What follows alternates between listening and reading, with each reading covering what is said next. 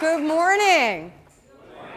You know, I'm just remarking to myself, I spoke in front of about 200 people yesterday, and I'll tell you, the energy and the love in this room is palpable. I mean, it's just huge, but there's no comparisons. We'll just know all is in divine order. So, if you know me, you know that I believe that spirituality rocks. There's a power within you. It lifts your life to its highest level. It brings success, companionship, happiness, health, peace of mind, whatever you choose. This power will respond to you because this power is within you. And that's why I always say spirituality rocks. We were created in the image and likeness of God, and we have the power of God within us. Therefore, we have the awesome power to create. We create with our thoughts.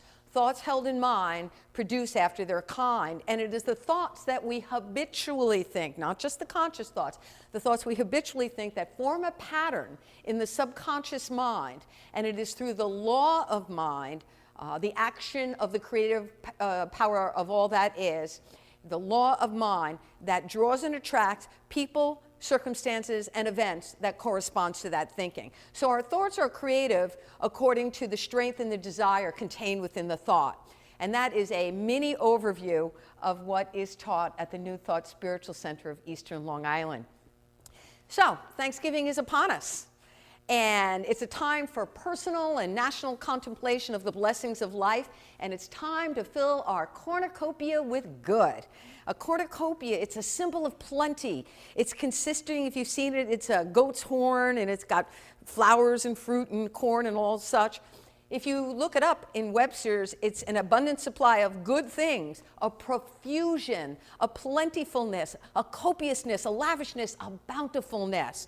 And so the cornucopia represents our consciousness and filling our consciousness with thoughts of plenty, because we get to choose what we think about. You know, events are just neutral. You decide how you're going to respond, react, or you decide, you know, I always say that you can't keep the birds from flying over your head. You can keep them from making a nest in your hair. So you decide which thoughts stay in there. And so filling our consciousness with thoughts of plenty is about thanksgiving and gratitude. Gratitude being defined as a feeling of appreciation and the quality of being thankful. Now, you may recall me speaking about the book from several years ago, The Hidden Messages of Water. And the Japanese scientist Masaru Emoto, he talks about frozen water crystals. What he did is he either exposed water, little vessels of water, to either music or words. And what he did is did you also see what's it called? What the Bleep Do We Know? It was in there as well. And so what he did is expose one with the words love and gratitude. And then he froze the water, and then looked at it under the microscope. And it had produced the most beautiful and delicate flower, and he described it like this. He said it was as if the water had rejoiced and celebrated by creating a flower in bloom. And so what we can conclude from this is that love and gratitude are transformative powers. And so what I want to focus on today is our cornucopia of good and the transformative power of gratitude, which of course is an expression of love. In Psalm 126:3, it's written, "The Lord has done great things for us, and whereof we are joyful." Ernest Holmes, in the Science of Mind, page 447, said, "If we wish to come to the Spirit for the healing of our wounds, let us come in peace and with spontaneous joy, for the Spirit is joy. Let us come with thanksgiving also, for a thankful heart is in harmony with life." Excuse me. So Eric Butterworth, in his book Spiritual Economics, page 89, wrote, "What Paul says, in all things give thanks, not for all things, in all things." And so, in other words, despite problems, despite challenges, despite lacks, or even because of them, it is our job, our spiritual responsibility to be recentered in the awareness of the ever-present power of Spirit and the ever-present substance of God. Now, Paul stressed having a grateful heart, not just when things are wonderful, but in all things. And so as we lift our perception and live in the consciousness that all is well, no matter what is going on in our lives, we can know that all is working for our highest good, and that consciousness is a magnetic energy that will attract even more good things. So how do we get to that consciousness? How do we fill our cornucopia with good? By being grateful. So what do we have to be grateful for? What are our blessings? Well, I figured I'd put a little spin on this morning and share some historical information. Anybody here sew? Two of us, okay. So in colonial America, the manufacture of clothing at home was time-consuming, and it was a never-ending task. It took nearly a year and a half to create linen from flaxseed, and so a man's shirt often wore out by the time that a woman could complete a new one. Back in the days, the women were the ones who sewed. So, and ladies, this one's for you. The average gestation period for an elephant is 640 days, which is almost 2 years. I already see heads going, no, no. So, and you thought 9 months was a long time. And guys, this one's for you. It's the male penguin's job to incubate the egg by resting it on top of his feet to protect it from the ice. And he must stand perfectly still, not even moving to eat, for he has to conserve his body temperature to keep the egg warmer than the surrounding snowy area. Another one, the first microwave. How many people use a microwave regularly? Well, the first microwave was called the radar range, and it was as tall as a refrigerator. It weighed 750 pounds. It took an electrician to install it, and it needed to be hooked up to your plumbing because it required water and cost up to $3,000. Right now you can pick up a microwave for 150 bucks, right? And finally, so all you can count your blessings this morning, the longest sermon on record was delivered by a minister in West Richland, Washington in 1955. It lasted 48 hours and 18 minutes. And a congregation of 8 was still present at the sermon's end. So aren't you glad I only have 20 minutes this morning? See how much you have to be grateful for? You know, you can also add to your cornucopia of good this spiritual community. You know, it takes a lot of effort to create and sustain a spiritual community. It's so many people who give of their time and their talents in so many ways. People who donate the delicious food downstairs, there's books downstairs, and just to keep this place going. And I can't even imagine the schedule that it is to put it together, and Joseph and all the notes and everything. There's so many things. And so it includes the people who show up on Sunday. I mean, it was so nice that so many people came up and hugged me and said hello to me this morning. That deeply touched me. It deeply touched me. And there's so many blessings in this spiritual community, so I want you to add that to your cornucopia of good. In many churches in England, somewhere in the church is inscribed, think and thank. Think and thank. It was my buddy Mary Tumpkin, who was with the Universal Foundation for Better Living. She said that, and I love what she said, that she said most people when they go to church on Sundays and they park their car in the parking lot, they leave their brain in the trunk. But I'd like you to think right now of the people who make your life secure and comfortable and blessed. Think of your family and friends, of course, but also think of technicians and doctors and other services, teachers, inventors, publishers, babysitters, craftsmen, artists, so many people who enrich our lives. And we can add this to our cornucopia of good. Now, I want to tell you about a little practice that I do to pay my household bills, and I hope you'll try this if you haven't adopted it as yet. I thank each person who gives a service and a blessing. So when I'm paying my water bill, I thank the Department of Waterworks. I thank everybody, and then I say, I bless you, and I praise you, and I praise you, and I bless you, because we have the power to confer prosperity upon another, which is the definition of blessing. So if I pay the bill for the dentist, I thank the dentist, and I bless the dentist for keeping my smile good, and on and on. Now, this is a very powerful spiritual practice. A lot of what people do is they write on the back of all their checks when they sign them, they write TYG. What does that stand for? Thank you, God. Now, if you're already writing TYG on the back of all your checks, try writing out, thank you, God. Now, one of my colleagues called me, and she has this big, long, God is my instant, everlasting supply and support in all things. And she writes that on all her checks. And then someone gave me, I know that's a lot. Someone, I was like, okay. that's a real focus. But someone told me they had, you know how you have your name and address printed on your check and your phone number? Under it they wrote, God is my source, so they're constantly reminded. And I remember I went into my bank and they said, Dr. Burns, TYG, what does that mean?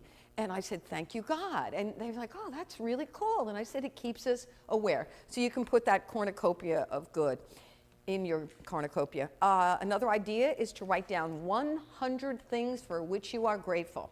Easy breezy, beautiful when you up till 25. Once you get past 25, you really have to start thinking, and you have to put on your thinking cap to really get an understanding on how to do that. Not to how to do it, but understanding to get the list complete. So, from this Thanksgiving forward, I invite you to regularly fill your cornucopia of good by filling your hearts with gratitude and love and keeping this consciousness. Today, though, I want to talk to you a little bit about the election, but I want to talk to you about Amy Cuddy. Who knows Amy Cuddy? Amy Cuddy, amazing woman.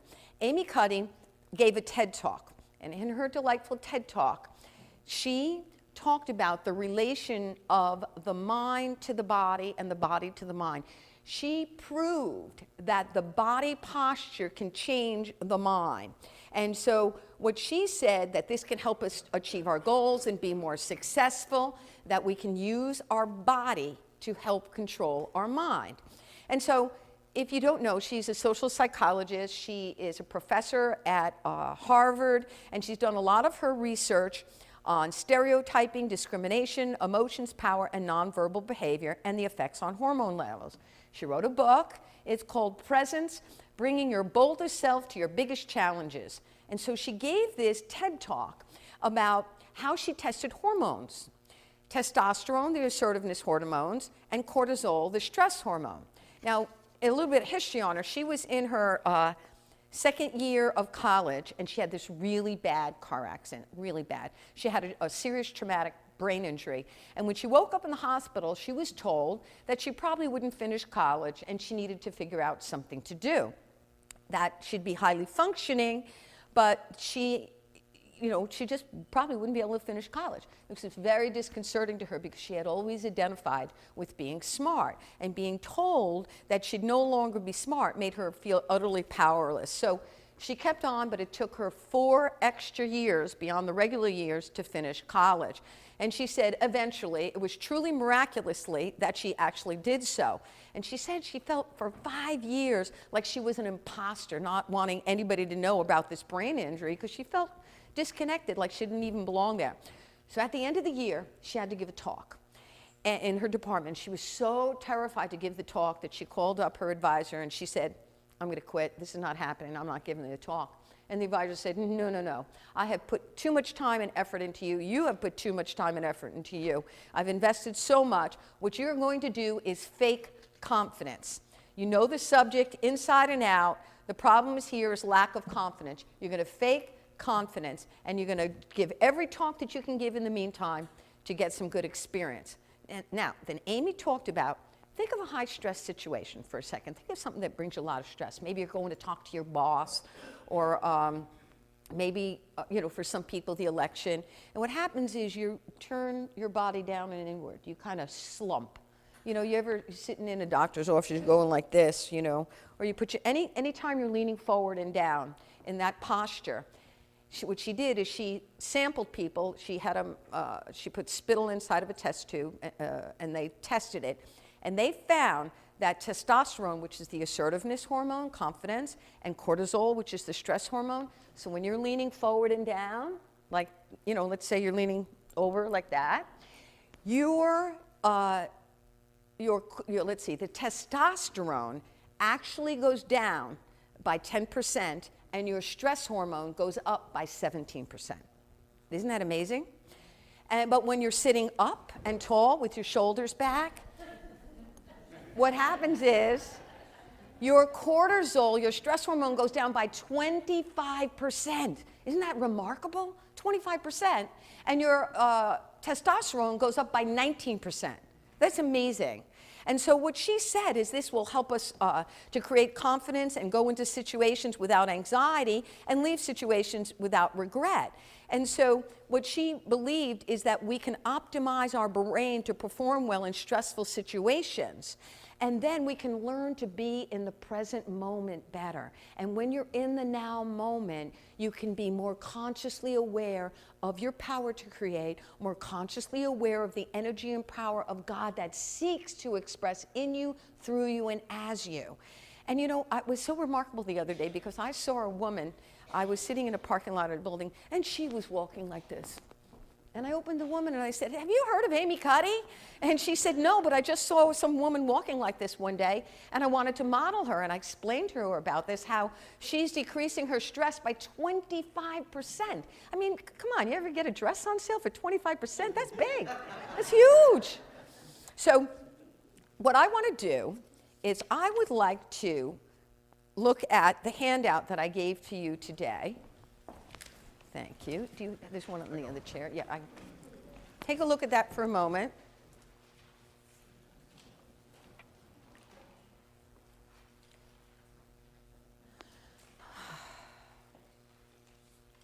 Say this with me. This is an affirmation for peace that I created because regarding the recent presidential election, there are people who are thrilled, and there are people who are stressed out and upset about it.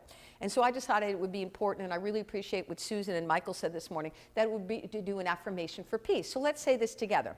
I choose unity, harmony, and peace. I am a being of light and love. With my thoughts and with my words, I have the power to create. I choose harmony, unity, harmony, and peace for my country and for the world. I radiate great light and love.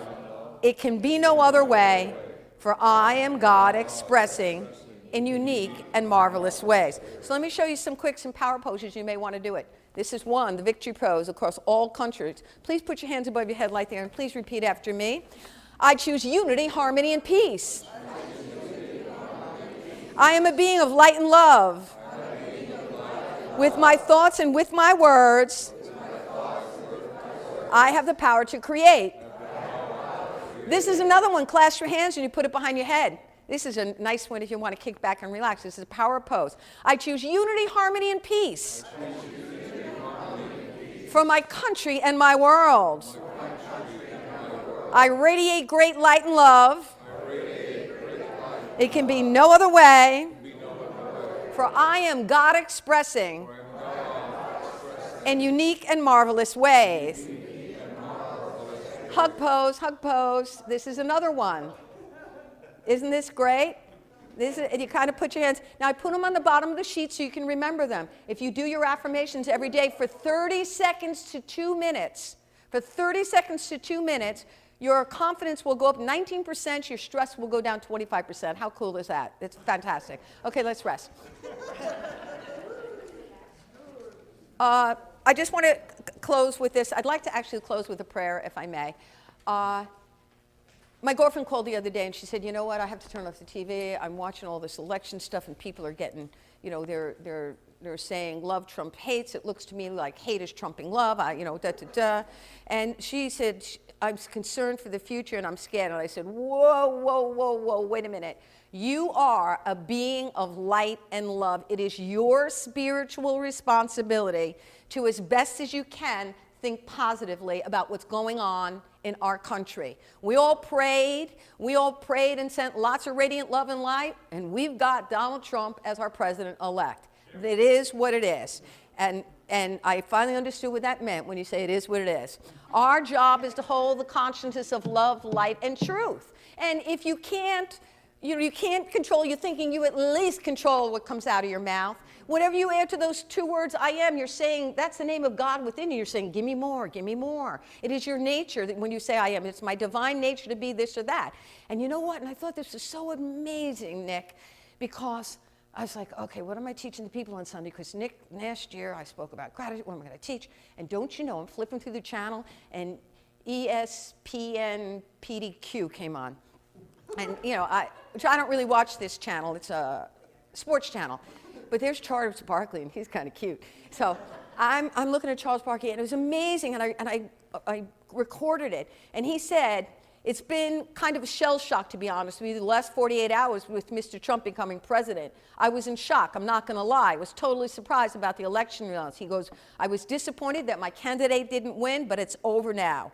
He's going to be the president of the United States. We've got to respect the office, and we have to give him a chance. That's the bottom line. And I said, you know what? Maybe that's the message I need to bring here today. Let's give him a chance. And the bottom line is it's important to respect. And so as students of truth, we have to remember our thoughts are powerful. We have to turn away from the violence we see on TV. We have to turn away from fear about the future. We are truth students. We can radiate so much light and love. We can take this affirmation and say it every day. If we each commit to say it every day for a week, we join our energy, and that makes it even more powerful than ever before. We must affirm unity and harmony and peace for our country and the world. This is our spiritual responsibility, and I hope you will grow out and be the radiant light that God intended you to be. And then we truly will experience freedom and ease and peace and joy, not only for our country and for the world. May I go within for prayer? Let's go within. I speak this word in the first person. I declare I am an awesome expression of the divine power and presence that is spirit, and I have an attitude of gratitude, for I know that I am divinely guided in all ways, always. I say yes to an even greater expression of spirit as me, and I am filled with a sense of enthusiasm, expectancy, and excitement, knowing that the words I speak are the absolute truth. I am open to receive all of life's rich blessings. I claim the blessing in every experience. I accept new ideas, new opportunities to experience greater good, greater harmony, greater inspiration, and I allow them to flow into my awareness. I consciously direct my thinking towards those ideas which bring me greater joy and love and health and peace and prosperity. I do not waste my thought energy on worry, doubt, or fear. I decree, declare, and affirm peace for myself, for my country, and for the world. I'm divinely guided to do those things that totally empower my self-expression in terms of my relationships, in terms of my health, my employment, my finances, my general overall well-being, spiritually, mentally, emotionally, and physically. I thankfully and lovingly release these words, knowing all is in divine order, and so it is. Amen. My God, I'm stuck at when you're all looking at your paper. Thank you. I love you guys.